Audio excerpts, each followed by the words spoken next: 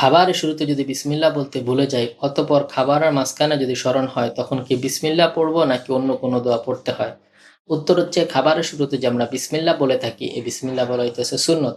যদি ভুলবশত এই সুন্নত ছুটে গিয়ে থাকে, তাহলে খাবারের মাঝখানে যদি স্মরণ হয়, তখন কি দোয়া পড়বো এ সম্পর্কে হাদিসে পাওয়া যায়। জামে তিরমিজিতে আছে হযরত আয়েশা রাদিয়াল্লাহু আনহা থেকে বর্ণিত, তিনি বলেন, প্রিয় নবী সাল্লাল্লাহু আলাইহি ওয়াসাল্লাম বলেন, ইদা আকালা আহাদুকুম ফালিয়াযকুর ইসমাল্লাহি তাআলা, তোমাদের মধ্যে কেউ যখন খাবার খেতে বসে, সে যেন বিসমিল্লাহ বলে খাবার খায়।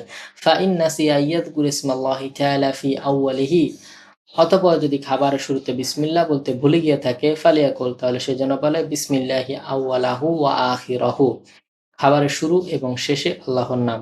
সুতরাং এই হাদিস থেকে বোঝা যায় বিসমিল্লাহ বলেই খাবার খাওয়া উচিত এবং এটি বরঞ্চ এটি সুন্নতের অন্তর্ভুক্ত। তবে যদি ভুলবশত কেউ বিসমিল্লাহ বলতে ভুলে যায় খাবারের শুরুতে, তখন খাবার খাওয়া অবস্থায় যখনই স্মরণ হবে, মধ্যখানে হোক কিংবা শেষে হোক, কিংবা একবারে খাবার শেষ পর্যায়ে যদি হয়, তখন এই দোয়া পড়বে, বিসমিল্লাহি আউয়ালাহু ওয়া আখিরাহু। তবে কেউ যদি খাবারের শুরুতে বিসমিল্লাহ বলে খাবার না খায়, তাহলে এর জন্য গুনাহ হবে না, কেন এটি বলা সুন্নত।